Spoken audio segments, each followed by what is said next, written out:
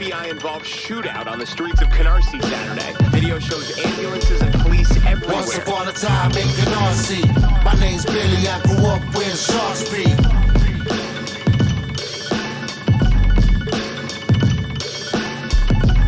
Once upon a time in Canarsie, my name's Billy, I grew up where the sharks be.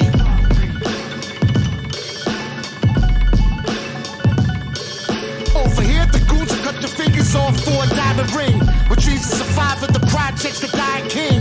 And even more humble than that, just to buy a crib. I can remember always wanting that when I was a kid.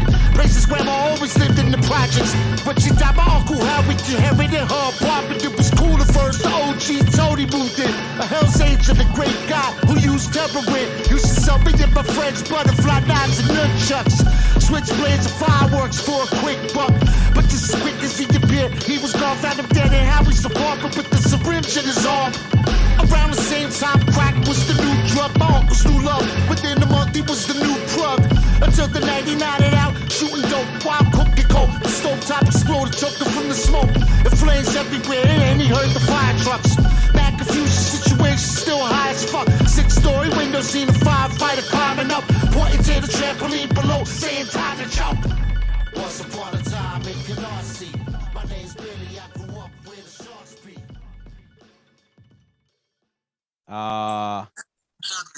Yeah, yo, we were just talking about that new Jordan Peele movie. I don't know if you give a fuck about him at all. Yeah, it's pretty interesting. Yeah. Any interest in watching the movie Nope? I do actually. My girl was kind of talking about it. I didn't know what she was talking about at first. And yeah, I was like, yeah, then she kind of showed me. I was like, okay, yeah. I don't know, it looks cool. I have my complaints. I mean, there's things that are kind of like, some things he does, I'm like, that's cool. Some things I kind of find a little cheesy at parts, but it's watchable. I think all his stuff is kind of watchable, you know? So, yeah. He's like, I watched it yesterday, so I'm not even gonna really get into it, but it was just like I'm like, it's cool that dudes like that exist because there's a bunch of shit directors and they make shit movies, and this guy makes like a really cool visual movie. Whether or not I liked it or not, I'm not even going to get into it. You know, but it's he cares. I mean, you know, cares. At the end of the day, you can tell he cares. It's not like something he's like, oh, I have an idea for something, and he just kind of throws it together on a canvas and doesn't really care. You can tell he cares. You can tell he has a love for what he's doing. You know? without a doubt. So, yo, welcome back. You know, thanks for chopping it up with us, Mr. Lord Goat. You know, this is like you're basically our Jim J. Bullock at this point. I mean, I'm waiting many years in my adult life for that comparison. Yeah, you're the center square today. So. I can't say it feeds my ego right now, but I might feel differently about that later. You know. And besides that, not to interrupt you, did you know that Lydia Cornell was all about Jim J. Bullock, and she said that she had a crush on him the whole time. No. Sarah was in love with Jim J. That's funny. Really? That's no, nothing clued her in all that time working with him that it wasn't going to be reciprocal. Yeah, I mean, exactly. Was you got the shit gaydar. Was her second crush Richard Simmons? I mean, it might as well have been, you know? But I mean, we're really missing. Actually, in reality, we're really missing Jim J for this conversation. You know what? He's got to be available, right? Available. You think we can get him? I mean, that's my personal plea to you. Is there any way we can repeat this with Jim J? Or I don't. Am I crazy for thinking he's dead? Like, I don't know. Is there? You're not crazy. He's alive, dude. He's got to be alive. He's very well alive, dude. Oh, I thought he was. He's never been better. Shout out for you know what? Maybe the next. The next appearance. Yo, Hollywood Squares was fucking amazing. I didn't it was just chock full of like the most C-level like celebrities ever that were just like, it was a dumpster, yeah. It was just so ridiculous. And the worst jokes, like the most hack jokes, like Bruce Valanche writing jokes for everybody. But look at the Match Game. When you look at garbage like that, and all like just in general, like 70s, like either talk shows or game shows, it's all garbage. Like the third level garbage personalities were amazing. Like, Phyllis Diller wannabes. Hell yeah. And, The match game. Charles Nelson Riley. Yo, Shout always. out to Gene Rayburn's like Mike though. Yeah, on the match game. He had that long stick and shit with the little ball. Nobody else had that. He was a creep, dude.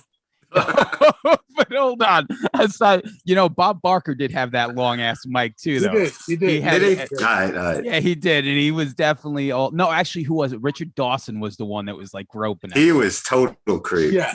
Yeah. He was straight up feeling up people when he met him, Yeah.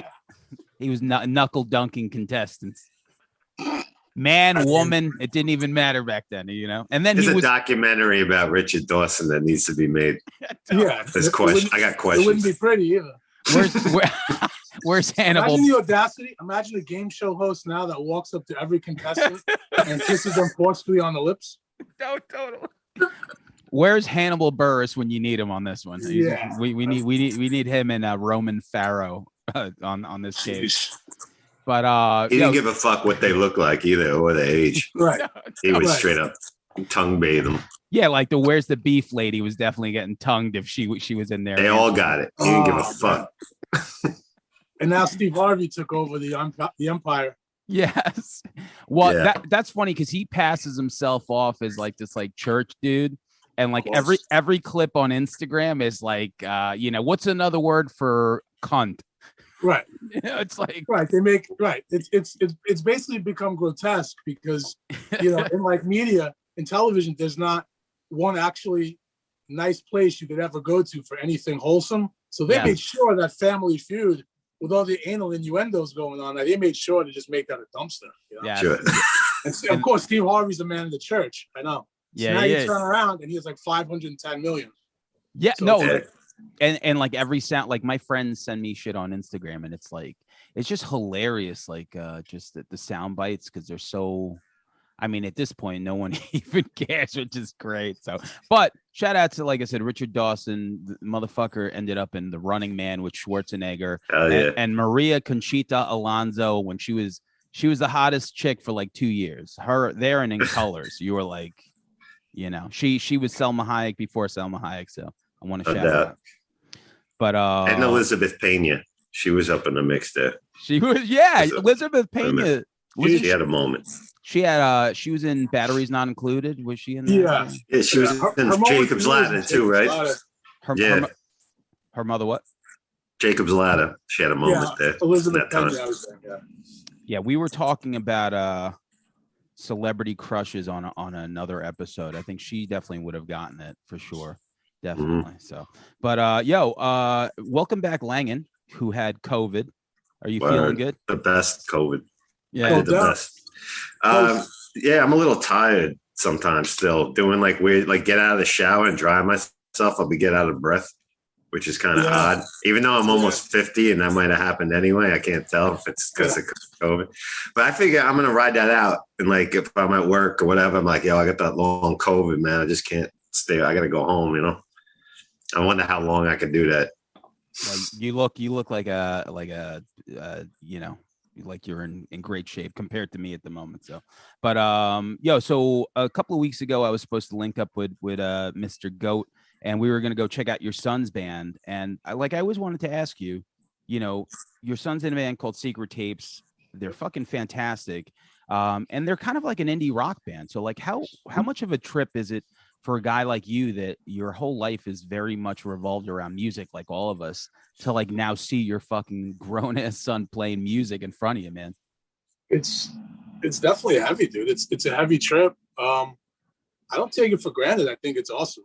I never put on Morbid Angel CDs with headphones and made them listen to extreme stuff that I was listening to. So it wasn't really, you have to listen to that, or, so I think maybe conscientiously, maybe he just moved towards that, where it's like almost a nice pop sensibility in a sense, where it's like, I don't, I love pop music. I think it's great. So it's more of a trip for me in a sense where it's like, when he was young and stuff, he knew all the members of Kiss by the time he was like, 3 or 4, that kind of stuff. But I never pushed the extreme stuff on him because I think I just wanted him why not have a sense of melody? You know, you don't Mhm.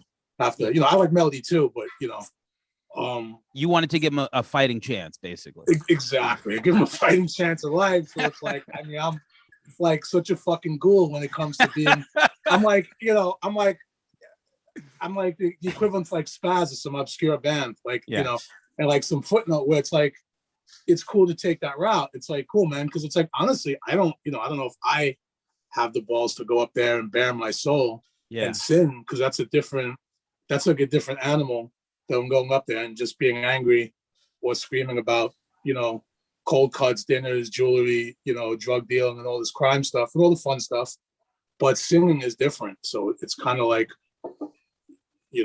I'm like, okay, that's awesome. Because you're bearing a different part of your soul with people and you're connecting with people on a different level, So it's sort of like opposites, but it's still a trip. Any show for me is still bugged out. It's like, besides feeling fucking ancient, it's like, it's cool because they're developing their little seeds of like, fans and stuff and people actually buying merch and, dudes bringing their chicks to like check it out. So I'm like, all right, there's a little scene versioning. So that's cool to me. I wouldn't expect them to get up and play Napalm Death, Yeah. This next song is called Scum. So like, did anyone there basically, are there any like non-fiction fans that you've met at the shows, or is it just like a whole different generation? It's kind of like I don't know if it's I mean, it could be a little of that, but I think it's just more the location and like just the event itself where it's like I think maybe once. And there's people that were like that are like his friends that like the music, but it's not like I would go there. It would probably be more like if it was a peer of mine. If I went to if I went to an I Hate God show, like, and I'm with Mike, that's more where people would say, "Oh shit," like, what are you doing here, kind of thing. Whereas, I'm in Long Island at like some bar, like some obscure spot. I might get a look, but it's never really like, "Oh, you might be that guy." It's just like, which is cool with me. I either or, but a place like that, not really where it's just like little bars. I think it's different. I think the kids that like that music are just that kind of. Yeah, it's like indie. It's got, some of it's even more melodic, melodic. It's a complete different trip, like for sure. Like his son plays like, I mean, like almost like Death Cab for Cutie type fucking style, like where it's like very like way more left field. But man, that's a trip. I shout out to his band, and hopefully actually we'll play a show together soon. So, but awesome. Listen. We were talking and you told me about the stadium tour, and we all kind of agree that Poison seems to be the band that's mopping up the floor with everyone. I mean, Joan Jett does her thing. Def Leppard has on and off. I haven't seen any clips of Def Leppard. Yeah, I have. It's okay. It's not like it's not bad, but for some reason, just are they churning out? Are they playing the hits though? Because I know they got a new record out. Are they doing that thing? They're playing the hits. Shoving that down their throats. If you want to call it playing, but they're there. I think with the stadium thing, I think like Sam was saying, but I think I might be just too like forceful about what I think is right and wrong with these situations because it's a circus out there, dude, and like the shit I've seen is hilarious. You talk about a cash grab. I mean, we've all seen stadium shows where it's a cash grab and like, why they're doing it, reunions and stuff. But by far, this was the most embarrassing one I've seen. Well, for the crew, because like, regardless, like, I feel like at this point, Vince Neil is almost like Glass Joe from Mike Tyson Punch Out. Like he kind of, like you see him, he's like working out with like the big fat black dude. Before the pandemic, he was atrocious, right? And they announced this tour. Yeah, you can say that. They announced this tour, and we knew it was going to be bad. And then he had 2.5 years to get ready for it, and he still did nothing. So you knew, like, this is going to be horrible. Do you know what he did? He got a minor facelift for the show. For the event. That helped. That helped his breath control. Listen, I might be too passionate about shit because, unfortunately, with shit like this, I still feel the same way about certain things when I was 9 or 10. And when I was 9 or 10, I spoke the exact same way. Like I studied up on all my shit back then. So it's to me, it's like, yeah, time has changed, but it's like, listen, This guy's never paid a bill. He's never had a problem in his life since 1983. Let's be honest. You know, at the Shout at the Devil tour, he came home with $3 million. Right. So this guy has no idea of what reality really is. So he's been cruising through life. Listen, I know he lost his daughter. It's a nightmare, but that was also and he killed the guy. Exactly. Nobody cares about the other people. It's 27 years ago. He destroyed Hanoi Rocks, another band, killed them. Cool. This is a mockery, dude, because you had 2.5 years, even after all the bad press he was getting, saying, listen, you don't have to look like Bret Michaels to perform, but you have to be at a performing level, because if you're employed and you have a job to do, you have to be, if you're a fireman, you have to go out and be able to do the job. And you're making 1 penny compared to what this piece of garbage is making, considering he's getting fatter and fatter. I think he's gotten fatter. Yeah, you know what? He's got 0.0 respect for himself, because he was like the biggest joke on YouTube with the subtitles under him singing. You couldn't see anything because he couldn't even mouth the words. In 10 videos, it's a complete mockery. You would think one of his friends would say, hey, dude, I'm going to help you. Because all he had to do is just have some guy get him out of bed. Hey, dude, you got work to do. You're going to do this for an hour a day. It's not that hard. I mean, in reality, the guy wasn't 320 pounds. I mean, I just don't understand it. Because he didn't stop drinking, which is offensive, because you can tell he may be, instead of 10 beers a day, he's doing 3. Yeah. Yo, it's not living clean. It's just how much would you love to be a fly on the wall of band meetings in this last 2.5 years with like Nikki Sixx, who seems to run the ship, you know, like being like, dude, what are you doing? What the fuck are you doing? He couldn't. It's like going into a board meeting, and the 3 guys that are responsible for the millions is like Vince Neil, Mick Mars, and Tommy Lee, and all 3 of them are probably like, you're like, this is the ship that I have to steer.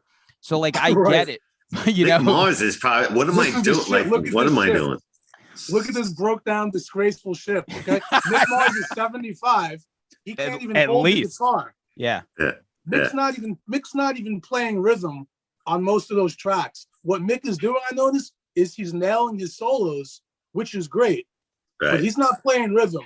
Nicky has never looked more miserable in his life. It's like even like 07, 06, all of that, he was faking it, but he was doing really good. This guy now, he's not even hiding the misery. Like this guy Tommy breaks 10 ribs. I know. Yes. Out of nowhere, because he couldn't perform a full set. What was the story that came out with that he fell down the stairs? Is that what they went with? Yeah, he fell down the stairs. Like, I thought he was trying to suck his own dick. Got ripped. That's what I thought, that he removed them. You know, and then he might not have to remove that many ribs. Well, he's used to that, yeah. Well, listen. But this has to be it, though, right? Like after this they can't possibly put something out like together. Listen, if Vince could lose 72 pounds, it's on.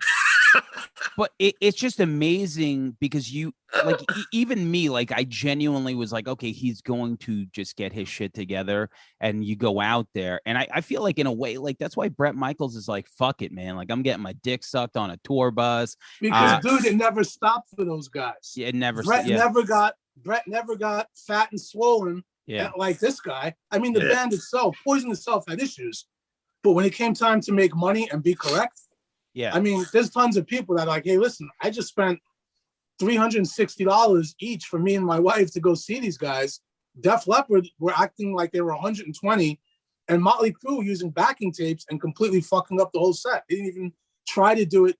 You know, people pay thousands of dollars, you know, when these guys haven't seen a bill since '83. I mean, it's so disrespectful. It is kind of insane when you think of like the price and like what people are doing, because Kiss does the same thing. So I'm going to mention another one. So, we have been going to shows forever, all of us, combined total of probably like 250 years.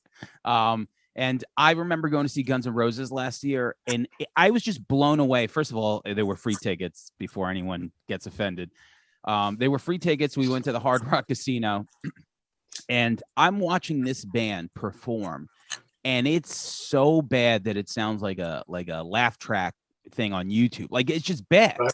Like it's so fucking bad. Yet everyone there except me and maybe like whoever else were like they were all loving it. Like they're listening to this 13-minute version of Knocking on Heaven's Door, and they're just like, It sounds like a nightmare.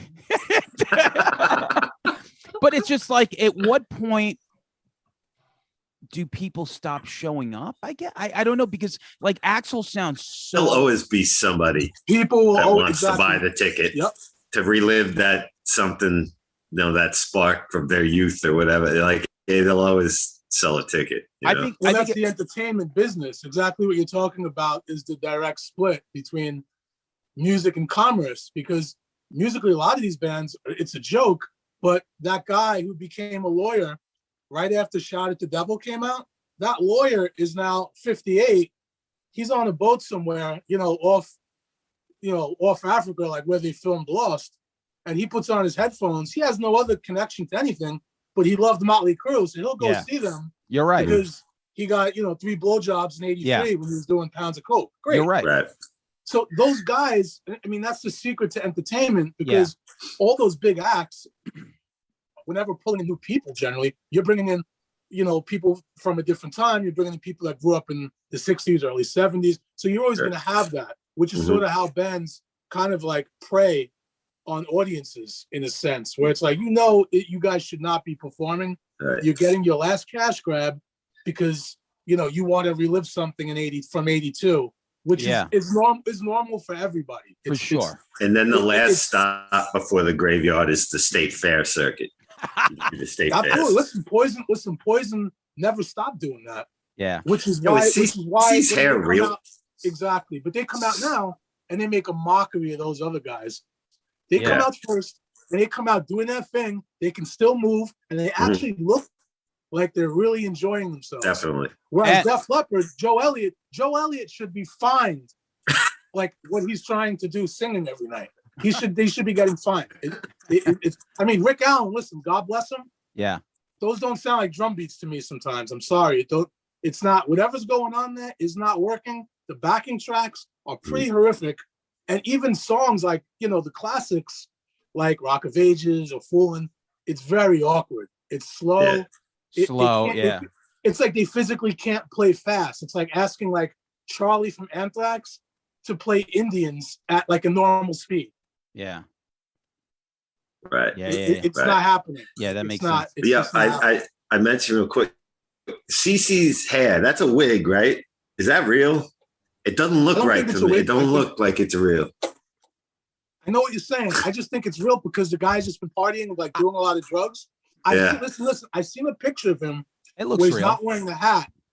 Yeah. It looks kind of real, but I know what you're saying. I thought that shit was like extensions or a weave or something. It's probably $12,000. Shout out to Brooklyn Bruce for sure. Wow, Brooklyn Bruce. Yo, dude, I left a comment on the page. I was like, listen, whatever Bruce does, we got no problems with. Yeah. Yo, that's Brooklyn's son right there. And shout out to Bobby Dahl for consistently always wearing a Poison shirt on stage. That's gangster, bro. It's just like, fuck it. Like, I'm just going to rock this shit, Almost like he didn't know what else to wear. Like he yeah. But model it. So in the lyric, it's always, like, listen, I've heard the song Rock Stars from Non Phixion a zillion times, but it is the line is like Tommy Lee called, he said the Coke's arriving at 6. Is that the line? Yeah. Perfect. Yeah, I love that. So what do you remember about making that Rockstar video? Because it was like in the heart of New York, man. You had everyone from like Q Unique to like Beat Nuts, like everyone was in that video, and of course like Premiere, man. So like, what was like a memory you have to attach to that video? I remember doing it, and when we got together that morning, to be honest with you, we really didn't know what we were going to do. It was like we had one idea to do something outside my building in the projects, but like they were doing like construction or something. So they were doing something. I don't remember exactly. So we decided to move everything to the city, and we just like went to different parks, and we were just kind of messing around and setting up, and we wanted to get as many creeps and lowlifes and ghouls as possible with a limited budget. We really had a zero budget, you can tell. I mean, personally today, I don't really like the quality. It looks kind of crappy, but at the time it was cool, I guess. What's interesting is Tommy Lee, when he was doing that MTV thing, Like, remember when he did that thing where he like went back to college? Yes. Oh, yeah. That was on NBC, I NBC. think. Yeah, NBC. Yeah. Okay, so a friend of mine, which is So very bad. cheap, very cheap. A friend of mine from Nebraska who moved to Nebraska from Brooklyn was there, and he was just like, he was like smoking weed. He sees Tommy Lee literally walk past him with a knapsack on. So he's like, "Yo, dudes, like, what the fuck are you doing here? Yeah. Like, I don't like what's going on?" And Tommy's like, "Oh, dude," he's like, I'm filming some, Tommy's cool enough to usually stop and he would talk to people. So my boy is like, that's heavy. So then my boy was smart enough to say, Tommy, he's like, "Hey man," he's like, you ever heard of this group? And he was smart enough to say this rap metal group, which kind of made him yes. they're called Non Phixion. And one of those guys mentioned you in the song. He's like, "Really, dude?" He's like, "Yo, I've heard of them, but it's familiar, but I haven't heard the song, but I've heard the name." He's like, "Oh, it's sick, dude." So he claims he knew who we were. But that is so cool, man. yeah. So I was sick, but man. I mean, it would have been nice to get Tommy that package of white, Yeah, you should have. Yeah, totally, man. That guy could have been his plug out there for sure. And he would have seen the away fucking artwork, and he would have been like, "Oh my god."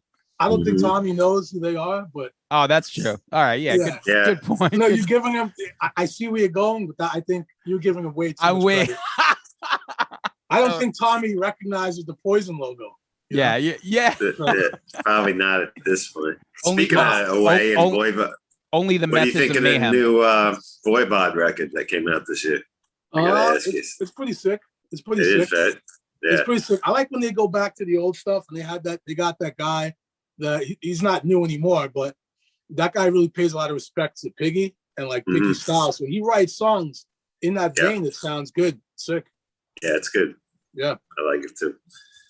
What about? And you got a? I'm sorry. Go ahead. Oh yeah, I was just gonna like bring up like the Pantera reunion and what we think about it.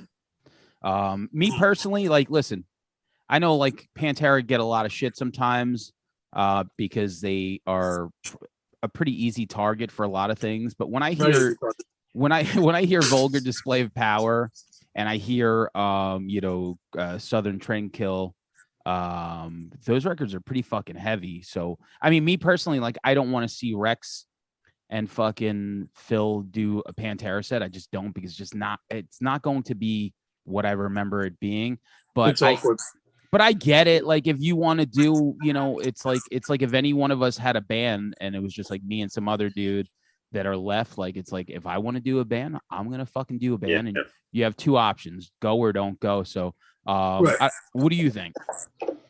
I mean, I don't know. I mean, I feel a bunch of different ways, but mainly the first thing that sticks out to me is it's really disrespectful.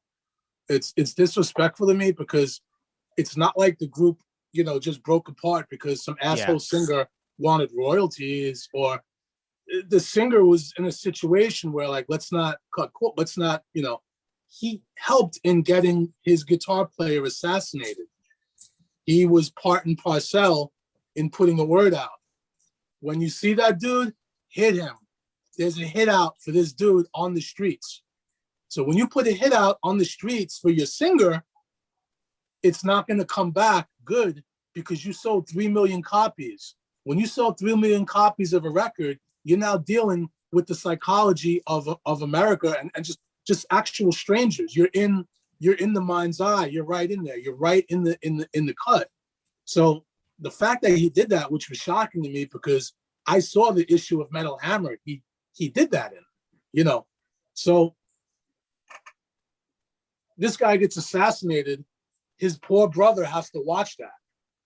Yeah, that's a heavy shit. And this guy lived another 6 years, kind of floating by, suicidal. This guy didn't even want to live. This guy, Vinny, was a multi-millionaire and didn't give a shit about his money. He wasn't into strippers anymore or sex. He was done and dead a long time ago. Yeah. So now these two brothers are dead. And somebody wants to go out and work and do that because they could each make $800,000. I mean, I find it extremely grotesque. Me personally, because I'm also not a fan of the players. involved because one guy that's involved is a drummer that can't play anymore. You think so? Yeah, I know he can't Charlie? play anymore. Yeah. Charlie's finished. Yeah. He can't play Anthrax songs. So if you can't play Anthrax songs at full tempo using both of your feet without a trigger, how are you going to play Pantera songs with a smile and then want to collect that $1 million paycheck because Anthrax is finished? You know, Zach's been a mummy for years. Zach will, you know, God bless him, but, you know, no offense, the alcohol kind of like wasted him a bit, you know. So you're thinking you want to do a Pantera reunion. It's like, I mean, listen, you know, I hate to be Mr. Negative, but I might not be the guy to ask about. Do you think it makes a difference if, say, Rex and Phil go out and it's not called Pantera? Does that make a difference? It's called something else or a tribute to, or it makes a difference because it's not a direct sign that you're pissing on this guy's grave. It's saying, okay, you know, let's go out let's call Vulgar Display. Right. And just go out and just do the songs. Right. Make it nice and quiet. Don't say anything about Pantera.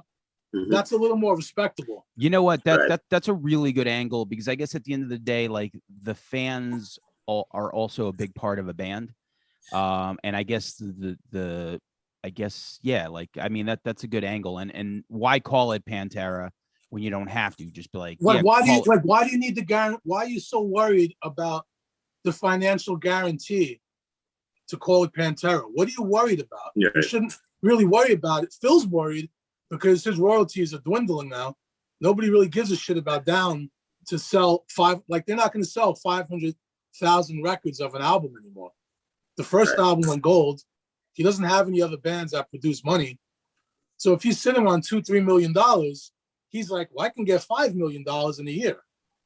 But at what cost? He wasn't even allowed at the funeral. Listen, at the end of the day, I just want to ask you this. What is the best Corrosion of Conformity album? That's what I want to know. I mean, Animosity. That's great. I feel like Ron Grimaldi would agree as I talk to him. Yeah, I mean, you know, I wouldn't say Deliverance, you know, but yeah. Animosity. So a couple of other things I wanted to bring up. Like I know that I always talk to you about like a nonfiction show. I see that Bill is opening up the Cypress Hill Sick of It All show. That's fucking crazy. So Sick of It All and Cypress Hill are probably the two like Cypress Hill live is a fucking monster. Like they fucking just fucking bring it because somehow their festival runs and how they came up. It just like when we talked to Bobo, that's what they said. Sick of It All. Like I've never seen a bad Sick of It All show. And it's just like absolutely amazing. Bill will be there. I'm just going to assume maybe, you know, you'll be in the building somewhat, but there was also like a situation that I didn't really even remember or talk to you about, but in 2014, like you guys did a reunion. And the first time you guys were on stage was 2014 at the Best Buy Theater. Like, what the fuck was that like, man? I don't think we ever talked about that. I'm trying to remember. I mean, it's pretty low key as far as what I remembered. I just, you know, it was like, oh, let's just go out there and just do a couple of things. And how'd that come about though? Like to do it at the Cypress Hill show? It just kind of made sense, you know, because I think at that time we were trying to figure out what we were going to do with the group. And, you know, me and Bill, we'd been cool, you know, for a while before that. So it's like, why not go out there? Just, you know, even it's like, you know, people going to talk and people still talk and people going to think what they want and blah, blah, blah. But it was never, you know, me and him never had like a real problem. It wasn't like, you know, it was like brothers argue. And it's like, yeah, the only problem is like we had an argument and like you're typing in something, like you go, you know, it's like public on something that's stupid. It's like a stupid argument. It's like really, what are we doing here? It's just like, it doesn't even really make sense, you know? So, you know, once things kind of like presented themselves in a way where it was like, we don't really, you know, this is kind of stupid and immature. What's the point of all that? You know? And then Cypress, we just connected and everything was fine. So we basically just went out there and just kind of killed it. It was a weird show. Everybody, by the time we got out there, everybody was so stoned. I mean, people were just dilapidated, where it's kind of like Yeah. Like we hear people like into it, but certain people had no idea really how to really ingest that it was an actual reunion. Yeah. Without saying it, it's without even, you coming out with gloves on and you're doing songs that people haven't seen ever. Yeah. They've never seen it ever. So it was cool. Definitely some creeps. And what about like the disconnect too? Because like like being in a band or a hip hop group, like when you play such a big like venue like that, like does it seem sometimes like you're just kind of like rapping and everyone's just like staring at you as opposed to like SOBs or some shit where the crowd gets a little live? Like, yeah, I mean, big shows like that, it's almost like festivals where if like you do a festival and someone's like, oh, there's 14,000 people. Like it's a sea of people. You don't really feel like you're kind of communicating to anybody. So to be screaming, you just feel like you're kind of screaming at yourself in the closet. It just doesn't feel real sometimes. Where it's like me personally, like I love shows and genres of all kinds. Hip hop performances for me, it's not the same as like seeing Obituary or like Sleeper. It's cool. Even my favorite artists, it's like, yeah, you're right. I'm not always the biggest fan. So I feel like, okay, yeah, we're kind of rapping on stage. Hopefully you guys like it all, if people are into it. Yeah, so sometimes I'm like, I don't quite get it. Because it's even for me personally, hip hop for me is better on the actual piece of it's better on wax for me than, not all the time. And even when we have good shows, yeah, I don't know. It's a weird thing for me, Yeah, for sure. Even when we have good shows, it's a little odd. Langan, I cut you off. No. It's fine. But actually, on another note, speaking of Bill and your hat, Canarsie there, you got some great features coming out this year. And that Once Upon a Time in Canarsie, is that part of like a full length coming up? Or what's going on with it? That was the first single from his album, yeah. called Billy. Which is just, it's a funny title to me. It's humorous. I don't know why. I think 'cause I know him for so many years. Right. It's like it kind of takes me back to like us eating like cheap cold cut sandwiches in the projects, and his mom would be screaming his name, like and he would just be like, "Hey, I hear you. Just like, can you just leave us alone?" You're like, "I'm eating." Yeah. And 2 seconds later, she's screaming that name at him. So when I see that as part of the project, I'm just constantly, it kind of takes me to that. Yeah. But and it was the first single, and the album's brutal, dude. Like from what I heard of it, it's definitely his last album. I thought was dope too. I thought people slept on it a bit, La Bella Medusa. Yeah, because the shit was dope. I think certain people slept on it. There was a certain rawness to it. And I think so too. And like, so like your features on that specifically, God, what is it? So Only Built for Gucci Drip, banger, complete banger. So it's like you, Bill, and fucking one of my favorites, of course, Crime Apple. And you drop one of my favorite girls, man, who would have been on my list, Ali Sheedy.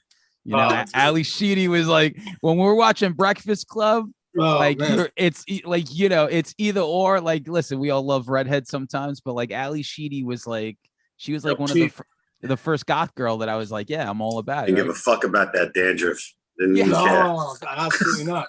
Listen, she was the gateway to darkness for a bunch of people. Yeah. Because when I seen the Breakfast Club, I knew it was commercialized, but I was like, hey, listen, I was like, whoever that character for Ali Sheedy really is, she probably listens to some really cool shit. Yeah. So I was more interested in that. Like, what would she really listen to? What did those guys really listen to? Because I think a lot of that shit was whitewashed. And like some of it was probably pretty offensive. What the character written into, what they might listen to. But I was interested in what she might listen to. Sure. She was the precursor to Winona for sure.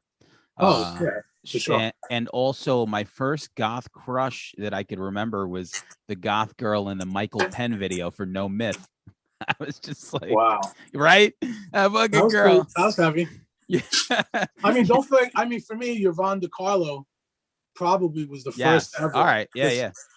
Because I was like, I don't know, she's older, but how could this be? How could it be this on point? How could this family, who basically felt like I felt like I was the third brother. So, you know. Now, but back to Billy. But Billy's interesting. Aside from me being on that, I produced like 3 beats on that, like 2 or 3. Oh, cool. Nice. Yeah, and I don't want to give it away, but they sound really fucking heavy, dude. Like, so I think people are going to be surprised with that direction. Mm-hmm. Yeah, it's sick. From what I heard, it's definitely progressing in a way where it's different than his last album, but it just sounds different. It sounds a little cleaner, but not polished. It's just like something about it. It's more direct and cleaner. Was the last album? Nice. You know, I thought people slept on it for a little bit. Yeah, that's a great record. It's great too, and of course we could bring up "Watch the City Burn," which was like was Eclipse on that too? I think so. So I'm not. Yeah, I mean, I wasn't the biggest fan of that track, to be honest with you. I don't think that was a good representation at the time. I think we all meant well. I think he wanted to do something in that vein.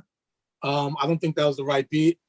Not the end of the world. I kind of told him, I said, I'm not in love with that beat. It doesn't make the hair stand up on my neck, and I think it sounds dated, you know. But everybody listen. I'm not going to be the dude that's gonna cry about a slice of pizza that's well done, you know. You guys like it? Let's go, man. I'll write something and I'll destroy it. Let's go. The thing with that, it was just like to get all you guys on a track again. And I remember we had a conversation where you briefly said, regardless of what it is, everything is nonfiction.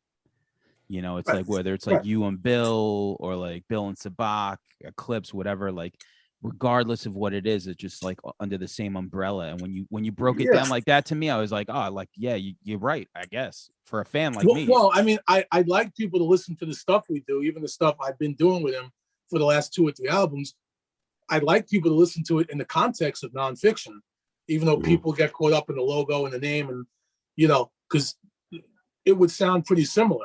So in a sense, I mean, I kind of understand. It's like, I still get emails from people like, hey, dude, what do you like?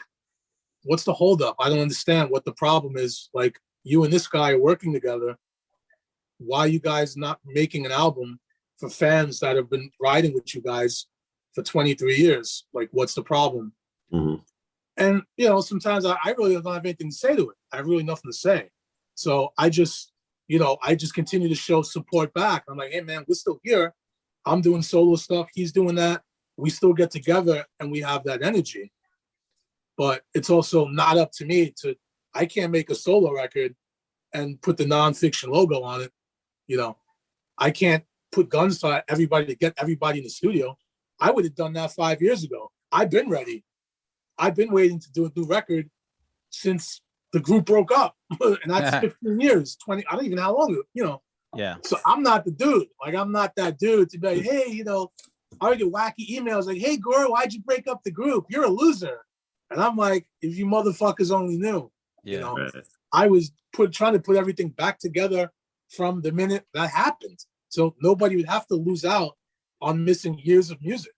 Right. So I'm a fan myself. It's kind of like, I don't feel good because, like, I feel like we kind of fucked the fans in a way, in some way, shape, or form by not putting a new album out. But I can't, you know, we all got to come together and like figure that out. Maybe it'll happen, maybe it won't.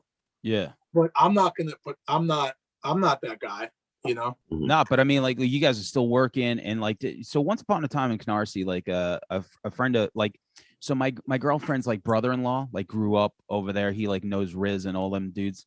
And like I sent him the song because he lives in Arizona, and he fucking tripped.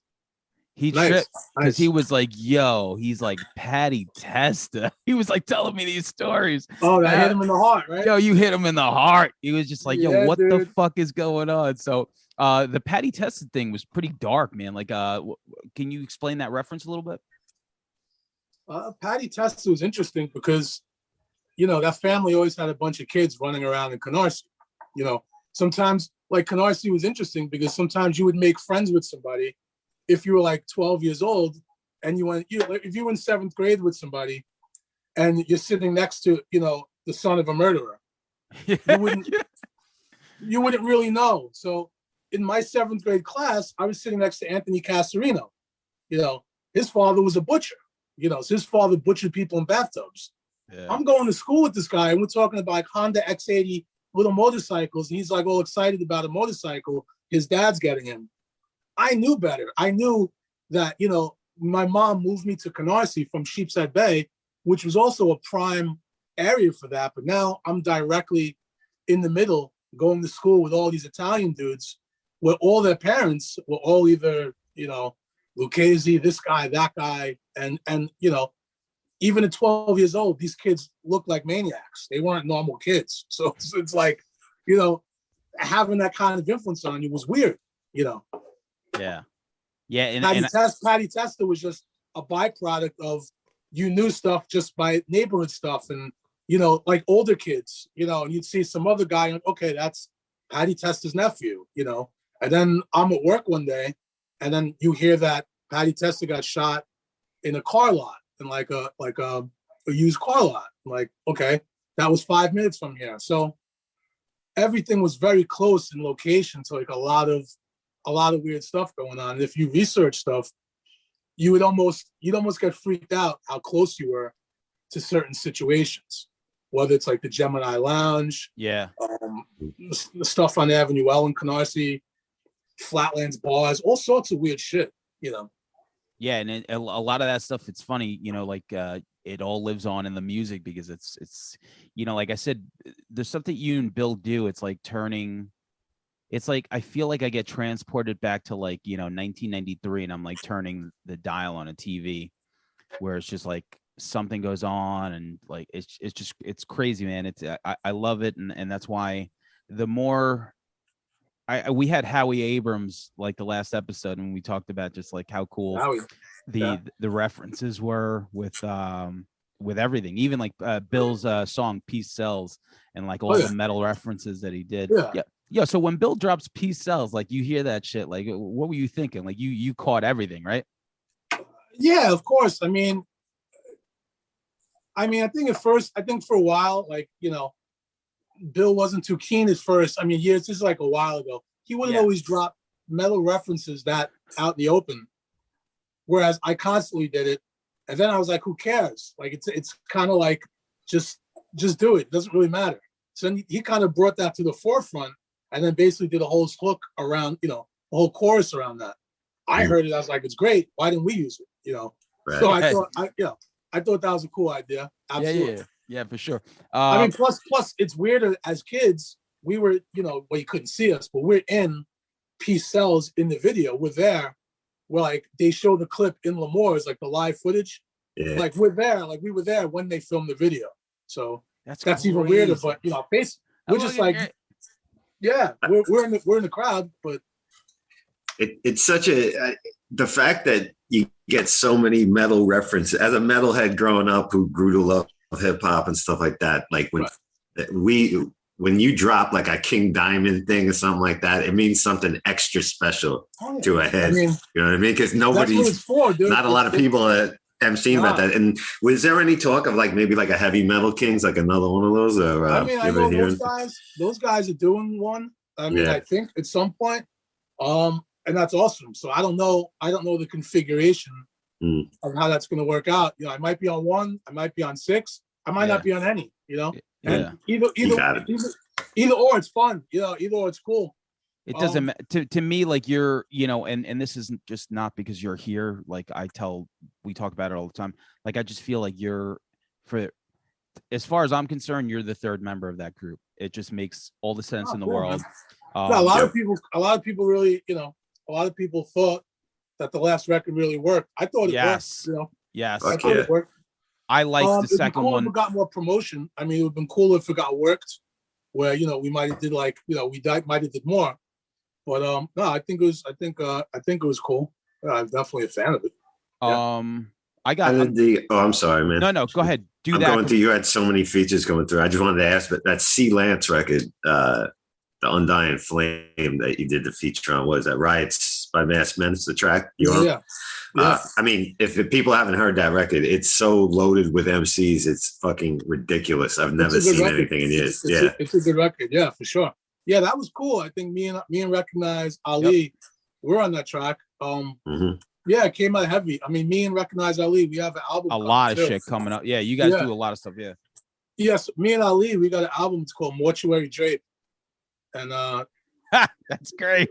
Yeah, I mean, most people won't know or give a shit what that's about, but it's just it's a tribute to one of my favorite bands, as usual, that nobody cares about or will ever hear ever. And that's fun. That's what we do here. That's what we do here. Like completely. This whole show is a tribute to things that no one cares about. The show is a tribute to Mortuary Drape, actually.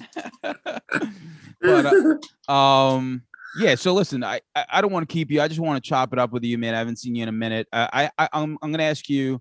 Like I put together 10 quick questions just because it's fun. So I'm gonna shoot them at you real quick. Ready? Christy Canyon or Chasey Lane?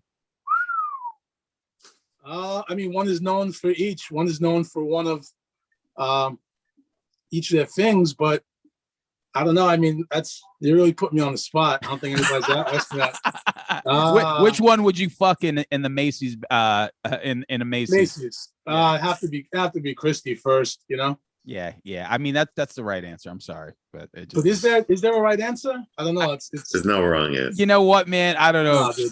I agree, but like maybe today, like Christy Cannon is just she was just the best. She was the greatest. But Chasey Lane, like at her height, absolutely devastating. It was both. I think both are painful options. It's just a matter of at the time.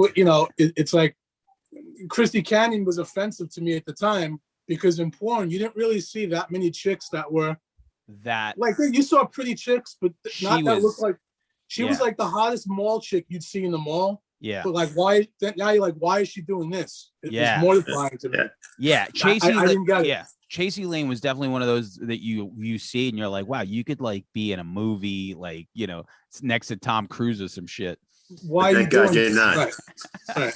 But also shout out to fucking the SOBs. We were going through like the green DVD. I remember being at that album release.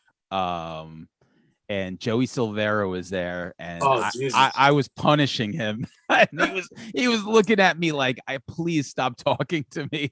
You smell his fingers. Oh, dude, Joey, he banged both smell of them. Your dick. He banged both of them, so I wanted to shout him out a little. Yeah, I mean, listen, God bless Joey. I don't, I'm not gonna say I don't know what he's up to. Can't say I condone it. I have nothing to do with whatever he's up to or whatever else he's doing, but.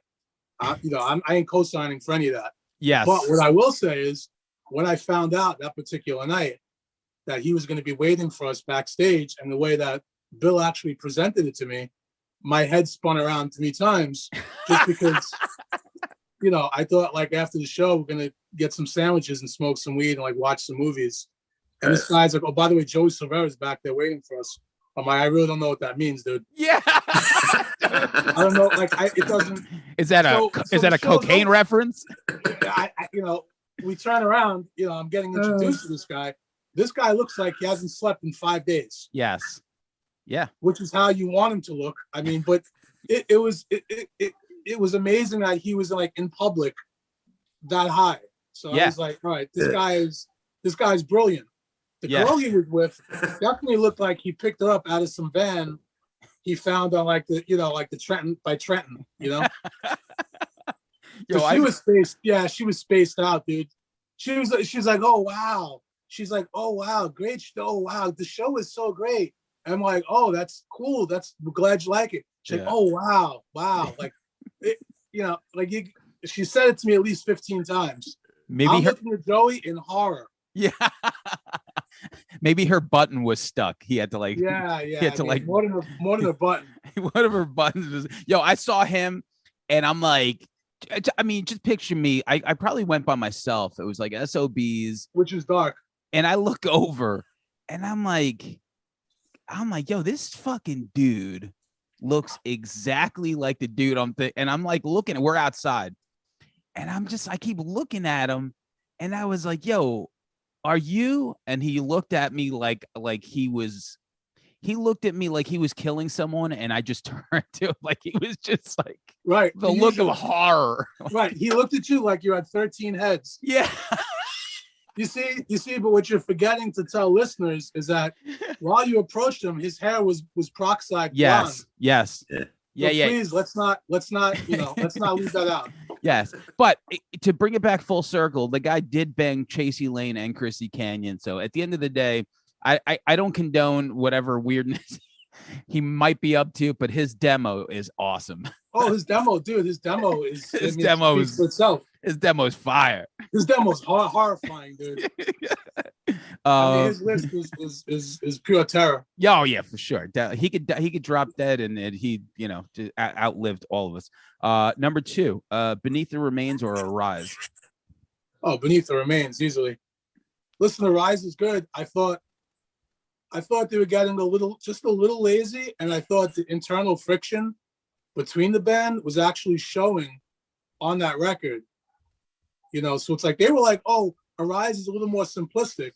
Yeah. Where it was like, guys, it is, but it's like you really have some beef with each other. So it was kind of a rush job in a way. Okay. It's a good record, but at the time I was like, it doesn't touch Beneath or Schizophrenia. I thought, Okay. And shout out to Andreas, who my ex-girlfriend, that was her hall pass. If she ever found him, she was allowed to fuck him. So okay. That was her hall pass. I was like, yeah, whatever. 3, Goodfellas or Godfather? Well, I mean, just because I would say Goodfellas, just because it was made in a different time where, it wasn't 1972.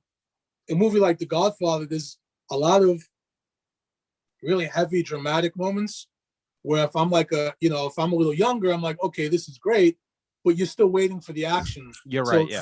Those movies for me, it took me just a couple of years later to be able to sit and analyze it. In 1990, I knew Godfather and Godfather 2 were great. I wouldn't sit for 20 minutes and argue the virtues of it was cool. Goodfellas was offensive to me because my grandmother lived in the building where the cab stand was. So I have like family attached to the original history of that story. Like my mom and grandma lived above the cab stand. That's heavy. So it was heavy. So I grew up with hearing, like, I throw around Tootie a lot, but like my mom was like friends with him. They're like, it was part of something back then. I'm a little kid. I don't know all that much. But I remember my mom taking me to the mall to specifically buy the book to see if she was mentioned in it, or my grandmother. Wow. So yeah. So and I asked her why. I'm like, why are we going to the bookstore? She's like, to see if these assholes, me and these people are old friends. If they mention that when Henry used to get the shit kicked out of him for hanging out with these guys at the cab stand, he would go to my grandmother's apartment because she fed him and put meat on his face and wrapped him up, because that part really was true. He was getting the shit kicked out of him every day. My mother was like taking care of him. So that part was real. Whereas Godfather, I grew up, my dad's Mexican, my mom's Jewish, which at that time there was a mixture of Italians and Jews actually hanging out. There was a camaraderie back then, which people don't realize. Godfather was, talking about old Sicily and old Rome, and it went back to like old ancient times. So yeah, good movie, but for me, Goodfellas, it hits very close to home. Let's not forget Joe Pesci trying to, impress his Jewish girlfriend. You believe this? A Jew broad prejudice against Italians at this day and age. What is this world coming to? What is listen again, to throw a note, like Joe Pesci, the character in the movie, my mom was very good friends with his sister. DeSimone. Tommy had a sister, Alice, and I knew Alice just growing up. She's a nice lady.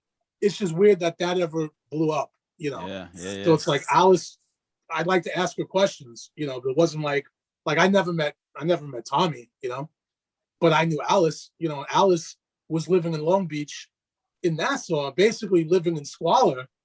I mean, growing up, we were poor too, but Alice was also poor. So it wasn't like these people were like billionaires. This guy's sister was on welfare. That kind of showed you like there was a grind. Not everybody was a multimillionaire with things. Yeah. It's a movie. It's real life. You have a song called Dan Lilker. So I'm going to ask you, Handle with Care or Game Over? Oh, Game Over, dude. Game Over for sure. Handle with Care is good. I didn't like the production of the mastering on that. But again, this is me being a weirdo. Good songs, but Game Over for me wins just because it's like the way the bass and the drums lock in, and it has that clanky bass sound, like sort of like the SOD rig he used. That's good. Later on, you couldn't really hear the it just got noisy. They were a noisy band anyway. Anytime you'd ever see them, it sounded like shit, you know. Shout out to the Plague EP too, because I like that EP. Great EP, definitely great. Great cover too. It's got the Vince Neil song on it. What the fuck? Yeah. Speaking of bringing it back. Bringing it back. Blizzard or Diary? I'm a weirdo for sound. I have to say Diary. Me too. Yeah, it's just, you know, the first album seemed rushed. There was parts of it that seemed very unsure. If you listen to it with headphones, you can hear quite a few mistakes and edits, which is interesting. Whereas Diary, they had a little bit more of a budget, you know, even though Randy never made a penny. And the funny thing about that is people think this whole Ozzy Randy thing was so special and so great. He was ready to leave Ozzy. They were not going to do another record together. He told Ozzy he was quitting. I mean, he didn't make a penny. You know, Randy got fucked the whole time. So, I mean, personally, you know, it's just outlandish. Blabbermouth is masturbating at this episode. That's all I'm going to say. Hey, listen, listen, Boerboy should hire me because I have a history with Boerboy going back to 89. So Boerboy, if you're fucking watching this, bro, hit me up. All right, so we're halfway there. Alien or The Thing? Probably Alien, because I was obsessed with the toys, and you know, for some reason, people just kept buying me more and more Alien stuff. I liked one with where the head had the sliding see-through thing over the head, so you could kind of like hide stuff in the head. It was just insanity, dude. It was more the movie for me. You know, The Thing was cool, but I wouldn't say I'm an expert on The Thing, you know? Gotcha. Iron Maiden Killers or Number of the Beast? Impossible, dude. That's almost impossible to answer. Langan, you got an answer? It's unfair to answer, dude. I mean, you know, one is just a raw album. One is the beginning of a new band where like Satan finally came into the fold, whereas there was no Satan with the first two albums, but Bruce was smart enough where he was going to run with that gimmick for a year. So as soon as that happened, you felt more at home because now it's like, okay, this is a satanic band. There's we're not, I mean, in 82, not now. No, but for sure. This was the rise of Satanism. So that made it one of the most important records at the time. Whereas Paul's the old stuff was different. But Number of the Beast, it's just, it's something else, dude. There's something about it. I got to say, you know, anytime I hear the song Wrathchild, I just want to like go drink beer in a bar and hang out with people that look like Chrissy Snow in like 1983. But yeah, both great records, both horrifying in their own rights, you know. Last three: Menace to Society or Boys in the Hood? I mean, dude, that's tough. They're both gritty. Menace to Society is definitely more brutal to me, just because of the disparity, the depression, and times where it's just lacking morals. It's not telling you to do the right thing. Yeah, you're right. Whereas I don't know, Menace kind of like gassed you up to like go and rob people, like to commit crime, and not really feel anything about it. Whereas Boys in the Hood, you felt bad. You know, certain people watched it and cried. You didn't want to disappoint Larry Fishburne, you know. I didn't want to disappoint anyone, you know. You know, especially now that he's dealing with his daughter. You know, like a lot on his plate these days. But yeah, like I a lot of quotables. Like I spent my whole life asking people if they wanted a cheeseburger, and I feel sorry for their mother. So that's last two, Warren DeMartini or J.G. Lee. Ooh, good one. You know, it's like both are pretty genius. As far as the skill level, I mean, it's really hard to say. I mean, Jake is great, but I don't know. I might have to say for original solos that they wrote, I might have to say DeMartini. Yeah, all day. Because Jake came in. Jake had a tough gig. He came in and had to do all the Randy stuff. And then when he did the stuff on Ultimate Sin, they're good, but they're not quite as memorable. Whereas, this other guy, it was completely different. It's just a different feel. Warren's just a little annoying because he stopped caring after a while. Yeah, Right. And basically disappeared. But skill for skill, I'd say Warren, just based off of what he actually. He had to do a lot of heavy lifting in that band as far as talent too. Yeah, I mean, I love Rat. Don't get me wrong, but like Warren DeMartini was clearly light years the better player than the other guys. Yeah. I mean, the thing is, Jake alone, if you had to like put them in a room, I don't know if like just hooking them up to like stacks and stuff. I don't know if like Warren would like blow him away into the sand. I don't know about that, but on record, he presented himself much cleaner and much more fluent than just like what Jake did. Jake had to like pick up other people's shit and, people like throwing signs in his face, Randy rules, fuck you. And like, all this other stuff, I don't know. I think Jake got sick of Ozzy and getting ripped off. So that's why he didn't want to do more. And, he did Ultimate Sin and still got ripped off. Yeah. I mean, Jake wrote all of Bark at the Moon. And Warren replaced Jake and Mickey Rat, right? Exactly. It's all coming full circle. That's it. It's a full circle, And now Warren is playing like bocce ball with Vito Bratta somewhere in Canarsie. Wow. Yeah, he wants no part of what's going on with the Rat.